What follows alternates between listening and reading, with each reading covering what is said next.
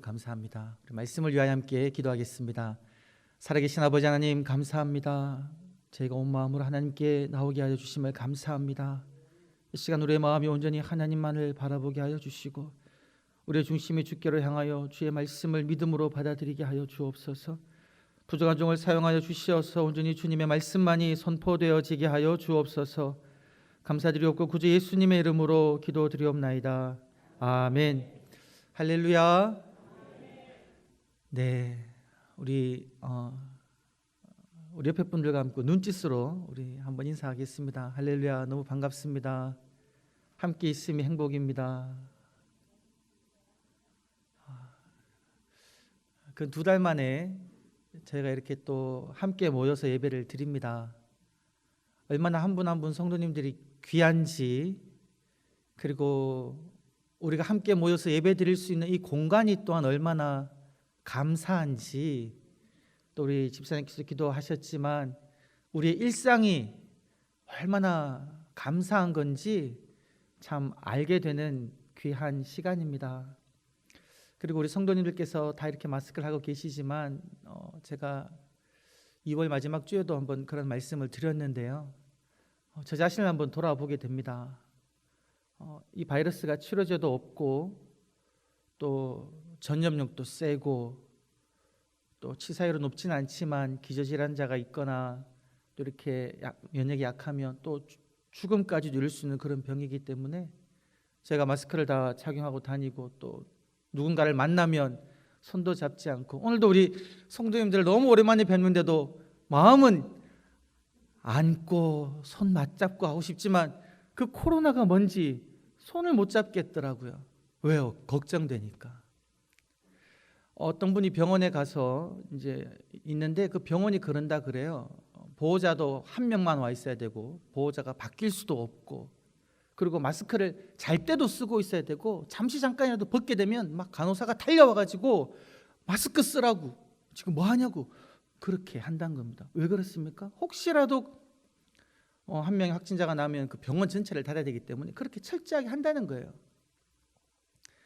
저는 한번 그걸 영적으로 한번 생각해 보면, 그 이제 우리의 어떤 육신의 그 바이러스가 들어오면 우리가 이제 죽음에 이르게 되고 하니까 걱정을 해서 어떻게든 마스크를 착용하는데요. 내가 얼마나 어떤 영적인 사탄의 침입에 조심하기 위해서 어떤 하나님의 전신갑주를 내가 늘 두르고 있느냐를 한번 생각해 보았습니다. 이스라엘 백성들이 함께 생활할 때에 잡족들이 이스라엘 백성들이 이렇게 이야기하죠. 하나님을 원망하는 분위기를 밀어넣습니다. 먹을 것도 없고 물도 없고. 그 원망하는 말이 어떤 말입니까? 영적인 바이러스인 거죠. 그 말을 듣고는 동해가지고 함께 하나님을 원망합니다. 남을 비판하는 말을 듣고 그 말에 동화되어서 함께 비판하죠. 영적으로 우리들은 이런 어떤 하나님의 전신갑주를 입지 않는다는 것이죠.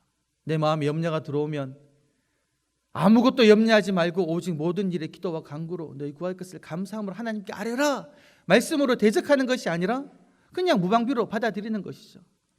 세상 문화도 마찬가지입니다.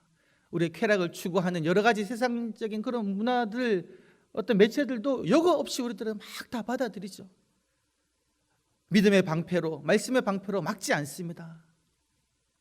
우리 성도님들, 이번 이 코로나19 사태로 어떤 우리의 육신의 연약함을 깨닫고 하는 이 순간에 영적으로도 더욱더 깨어나기를 간절히 소망합니다. 하나님 앞에 더욱더 깨어 있어서 사탄이 어떠한 공작에도 내가 넘어가지 않으리라, 내 마음을 무너뜨리라는 어떠한 말에도 나는 믿음의 방패로 하나님의 말씀으로 대적하리라, 늘 승리하시는 한 분 한 분 되시기를 주의 이름으로 간절히 축원합니다. 저희가 이렇게 이제 다 마스크를 착용하고 예배드리는 것이 얼마나 불편합니까? 상황은 어렵습니다. 예배당은 나오셨지만 우리 성도님들의 일상의 삶은 힘든 것들이 있을 것이라 생각합니다. 그러나 이러한 것이 우리를 둘러싸고 있다 할지라도 예수님께서는 부활하신 줄 믿습니다. 죽음을 이기신 예수 그리스도께서 우리의 삶의 그 모든 어려움들도 이기게 하실 줄 믿습니다. 주님의 부활을 축하하니 매주일 이 예배가 기쁨의 잔치가 되기를 소망합니다. 부활하신 주님의 그 능력을 날마다 덧입는 그러한 은혜가 저와 여러분들 가운데 있기를 간절히 소망합니다. 지금 이곳에 현장에 와서 예배드리시는 분들도 계시지만 오늘도 우리 또 영상으로 예배드리시는 성도님들 계십니다. 또 영상을 작동하기 어려워서 말씀 들어보니까 기독교 방송으로 예배드리시는 분들도 계시더라고요. 또 그 모든 것들도 다 힘들어가지고 그냥 개인적으로 그냥 말씀 읽으며 기도하며 예배드리는 성도님도 계셨습니다. 어떠한 형편에서 예배드리시든지 간에 우리 모든 성도님들이 다 함께 주님을 만나고 주님으로 인하여 기뻐하고 찬양하는 은혜가 있기를 간절히 소망합니다. 제가 이제 그 고등학생 시절 때에 그때 상당히 그 영적으로 뜨거운 시기였습니다. 시대적으로 그랬던 것 같아요. 중고등학생 시절에 방언도 하고 방언 통역도 하고 귀신도 쫓아내고 함께 모여 열심히 기도하고 막 그랬었습니다. 그리고 성경 공부도 몇 명에서 모여서 하기도 했고요. 전도대회도 나가기도 했습니다. 그런 시절에 아주 열심히 신앙생활을 했었는데요. 그때 어떤 분위기가 있었냐면 이런 분위기가 있었던 것 같아요. 이제 중고등학생들의 생각입니다. 믿음의 레벨을 정하는 겁니다. 저 사람은 믿음의 레벨이 상당히 높은 사람, 저 친구는 믿음이 별 볼 일 없는 사람. 그래서 믿음이 높아 보이는 친구들을 제가 약간 이렇게 우러러 보는 그런 분위기가 있었습니다. 왜 그랬냐면 그때 분위기는 신앙 좋은 사람이 교회 안에서는 쉽게 말하면 이거였거든요. 그래서 우리가 판단하기에 신앙이 좋아 보이면 막 우러러 보는 그런 게 있었다라는 것이죠. 우리가 보통 믿음의 사람들을 서로 바라볼 때 우리도 모르게 알게 모르게 상대방의 믿음의 수준을 평가하는 것이 있는 것 같습니다. 저분은 저렇게 아주 열심히 신앙생활 하니까 믿음이 좋으신 분, 저기는 보니까 행동도 그렇고 말씀하시는 것도 그렇고 믿음 별로 없는 분. 저희도 모르게 우리 인간적인 잣대로 레벨을 쭉 나열한다는 것이죠. 이러한 습관이 우리들이 하나님 말씀 읽을 때도 좀 작용하는 것 같습니다. 오늘 말씀 읽으면 도마라는 제자가 등장하죠. 여러분, 도마 하면 떠오른 것이 무엇입니까? 도마 하면은 떠오르는 단어가 아마 대부분의 성도님들이 의심일 것 같습니다. 오늘 우리가 불렀던 찬양 속에도 의심 많은 도마에게 확신 주신 예수님, 그런 구절이 나옵니다. 그리고 복음성가 중에도 그런 복음성가가 있습니다. 내가 처음 주를 만났을 때라는 찬양인데요, 가사가 너무 좋아요. 제가 중고등학교 시절에 많이 불렀던 복음성가입니다. 내가 처음 주를 만났을 때 외롭고도 쓸쓸한 모습, 주님 모습이 그랬다는 거죠. 말없이 홀로 걸어가신 길은 영광을 다 버린 나그네. 정녕 그분이 나를 구원했나? 나의 영혼도 구원하려나? 하고 난 다음에 어떤 구절이 나오냐면 의심 많은 도마처럼 물었네. 내가 처음 주를 만난 날. 의심 많은 도마처럼 나도 물었다는 것이죠. 그 질문은 정녕 그분이 나를 구원하셨나? 내 영혼을 구원하셨나? 근데 이 찬양을 부를 때 제 마음에 들었던 생각은 그랬던 것 같아요. 이 도마처럼 질문하면 안 된다는 생각을 했습니다. 왜요? 의심 많은 도마니까. 의심 많은 도마처럼 물었네. 야, 나는 도마처럼 묻지 말아야겠다.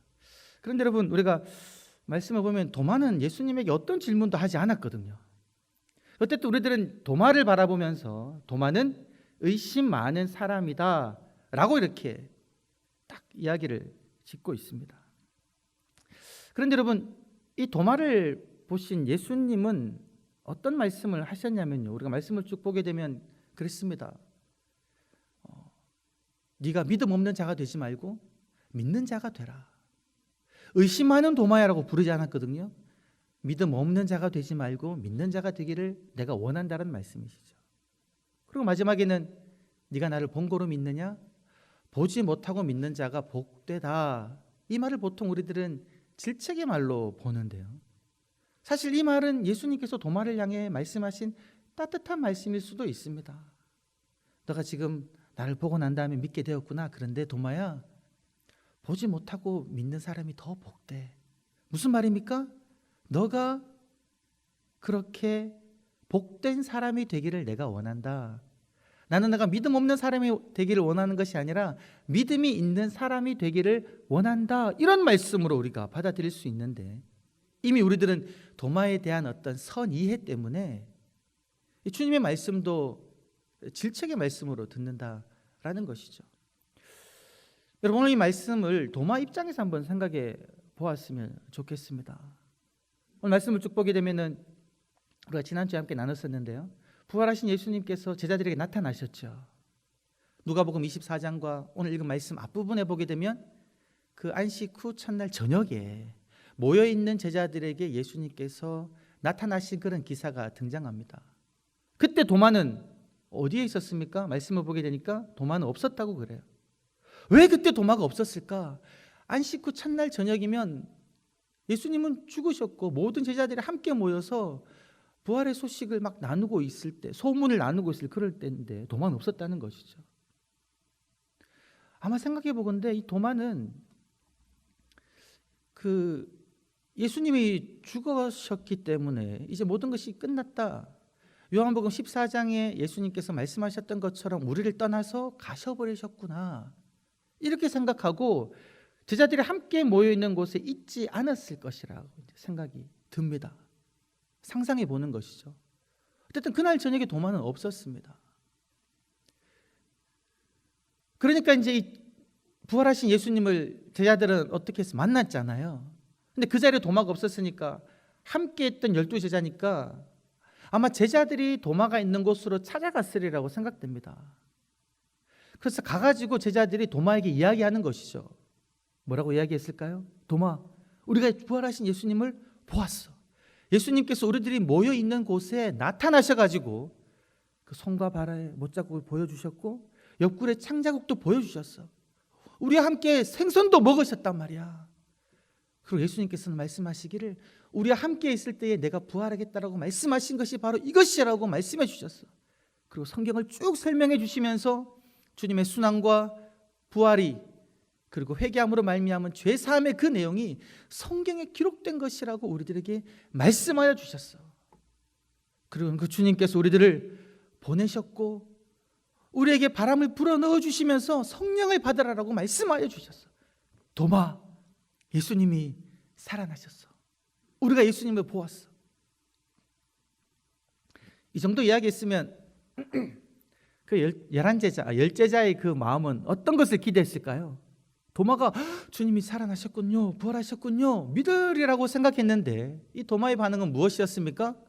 너무나도 이성적인 말을 합니다. 감격의 말이 하나도 없어요. 놀라움이 하나도 없습니다.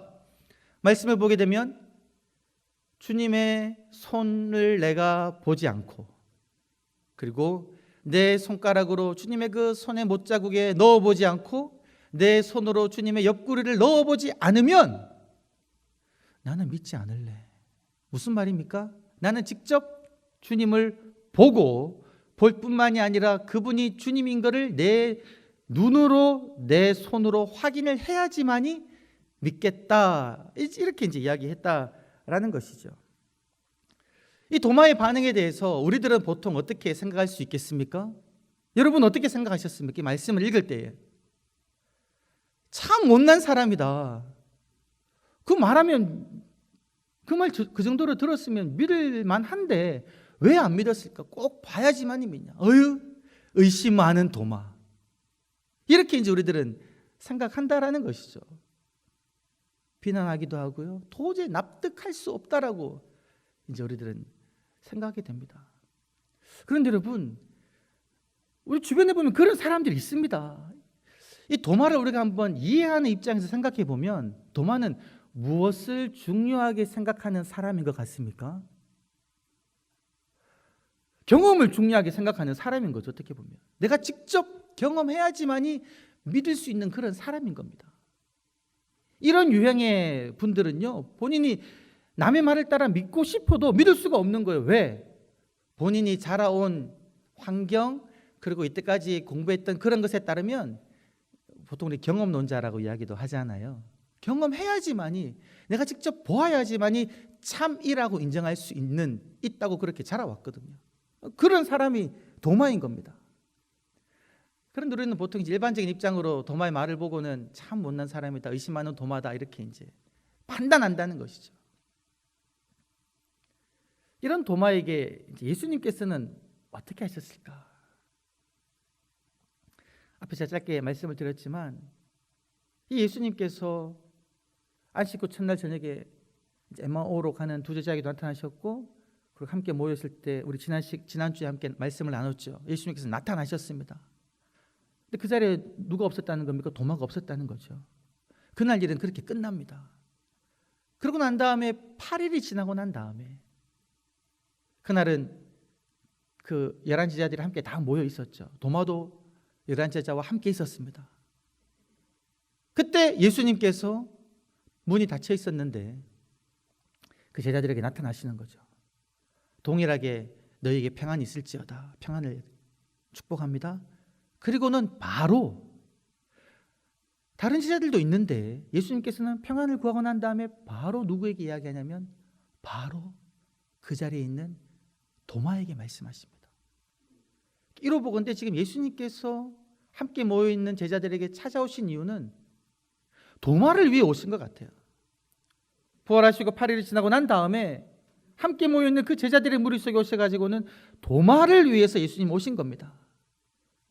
그리고 그 도마에게 무엇을 하시냐면요, 왜 너 의심하느냐라고 말씀하지 않으시고 도마에게 하시는 말씀이 바로 그 말입니다. 도마야, 내 손을 봐라, 이겁니다. 네 손가락을 내 손 못자국에 넣어봐. 그리고 네 손을 내 옆구리에 넣어봐라. 지금 무슨 말입니까? 예수님이 안 계실 때 도마가 제자들에게 한 그 요구사항이었는데, 그 요구사항을 예수님은 들으신 거예요. 그리고 아시는 겁니다. 그리고 오자마자 우리들이 생각하기에는 의심하는 행동이라고 볼 수 있는 그 도마의 행동에 대해서 예수님은 그냥 그거를 그대로 들어주신 겁니다.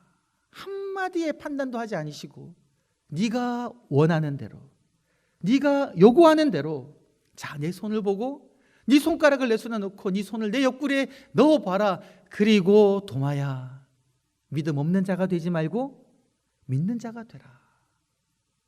이 마지막에 예수님 말씀은 그 주님의 마음이 담겨 있는 겁니다. 도마야, 나는 너가 나를 믿는 자가 되기를 원해. 믿음이 없는 사람이 아니라 나를 믿는 사람이 되기를 원해. 이 예수님의 그 마음이 도마에게 느껴졌기 때문에 도마의 반응은 어떠한 반응입니까? 예수님의 그 말씀이 끝나자마자 도마가 그렇게 이야기합니다. 나의 주님, 나의 하나님이요. 나의 주님, 나의 그리스도, 나의 메시아요, 나의 하나님이요.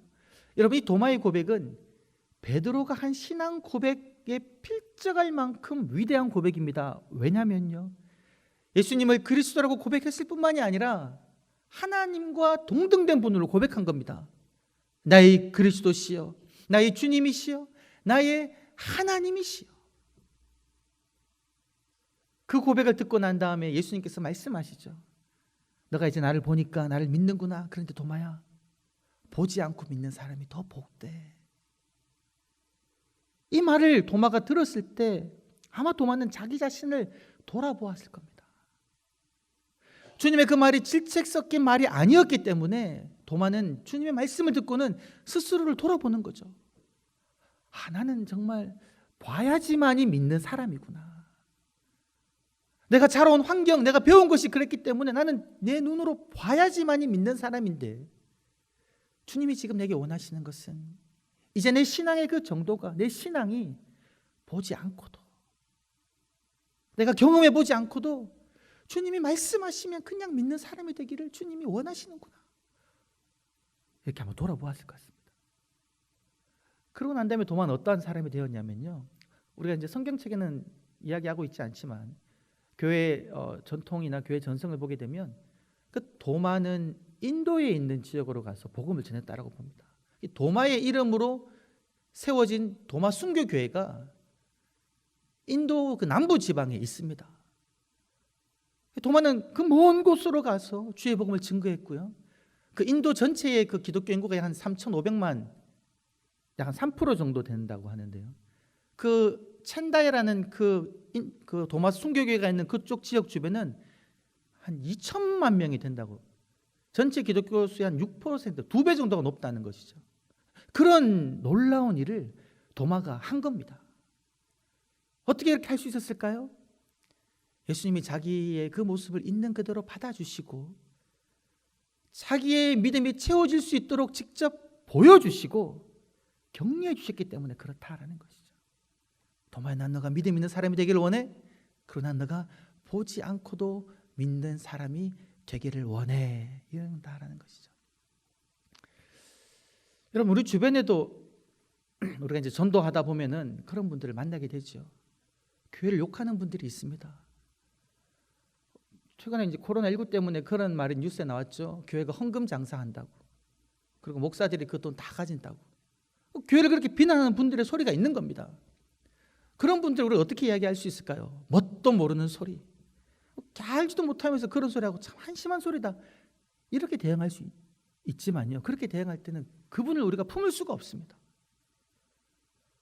교회에 대해서 잘 모르니까, 신앙이 없으니까 충분히 그렇게 비난하는 소리를 나를 세울 수가 있지요. 하지만 그분에게도 우리가 다가가서 우리 마음속에 저렇게 교회를 욕하는 분도 믿음이 있으면 좋겠다, 주님을 만나면 좋겠다, 그런 마음으로 다가가면 네, 교회가 참 본이 못되었네요. 너무 죄송합니다. 제가 대신해서 사과를 드릴게요. 근데 만약 아저씨라면, 아저씨, 그것 때문에 정말 제가 좋아하는 당신이 이 귀한 주님을 만나지 못한다는 너무 마음이 아파요. 진심으로 그렇게 이야기하면 그분의 마음이 녹아줄 수 있다라는 겁니다. 또 주변에 성경 이야기들이 허무맹랑하다고, 뭐 홍해가 갈라지고 만나와 메추라기를 40년 동안 주었고 예수님은 처녀의 몸에서 태어났고, 아니 죽은 사람이 부활했고, 도저히 이런 얘기들은 내 이성으로 믿을 수가 없다라고 말하면서 우리 친구분들 중에 그렇게 참 거절하는 분들이 아마 계실 겁니다. 그런 분들에도 우리는 야, 뭐 그런 것 때문에 못 믿냐고 이렇게 비난할 수도 있지만, 그게 아니라 정말 그분을 위하는 마음으로, 나도 그랬어, 나도 예수님 믿기 전에 이런 것이 믿겨지지 않았는데 진짜 믿기 어려운 이야기지 않냐고, 우리 이성으로는 도저히 이해하기가 어려운 이야기가 맞다고, 네 말이 맞다고 인정을 해주고요. 그런데 나도 못 믿었는데 어느 순간에 나도 모르게 하나님이 나에게 믿음을 주시더라. 그때부터 나도 믿게 됐다고. 그러고 난 다음에 나의 삶이 얼마나 기쁜지 몰라. 기적이 그냥 믿어지면서 나의 주님이 나에게 얼마나 힘이 되는지 몰라. 나는, 너도, 내 친구인 너도 이 기적들 때문에 신앙의 그 장애물이 되는 게 아니라 내가 만난 주님 만났으면 좋겠어, 이렇게 이제 다가가는 겁니다. 이러할 때에 역사가 일어난다라는 것입니다. 사랑하는 성도 여러분, 주님이 도마를 따뜻한 시선으로 품으셨던 것처럼 주님이 도마를 비난하지 않고 정말 너가 믿음 있는 사람이 되기를 원한다라고 말씀하신 것처럼 우리도 그러한 마음으로 우리 주변에서 믿지 않는 사람들에게 다가가기를 간절히 소망합니다. 완악한 마음으로 우리의 전도를 거절하는 그들에게 정말 긍휼히 여기는 마음으로, 따뜻한 마음으로, 너도 나처럼 예수님 믿었으면 좋겠다 기도한 마음으로 다가가심으로 많은 이들을 주께로 전도하시는 한 분 한 분 되시기를 주의 이름으로 간절히 축원합니다. 살아계신 아버지 하나님, 참으로 감사를 드립니다. 정말 죄 많은 저희들, 부족한 저를 못났다 말씀하지 아니하시고 사랑한다 말씀하시며 하나님의 아들 딸로 삼아주심을 참으로 감사를 드립니다. 우리의 믿음을 키워주심을 감사합니다. 하나님, 주님의 그 마음을 본받아 우리도 주의 복음을 들고 사랑의 마음으로 주의 복음을 받아들이지 않는 이들에게 증거하게 하여 주시옵소서. 감사드렸고 구주 예수님의 이름으로 기도드리옵나이다. 아멘.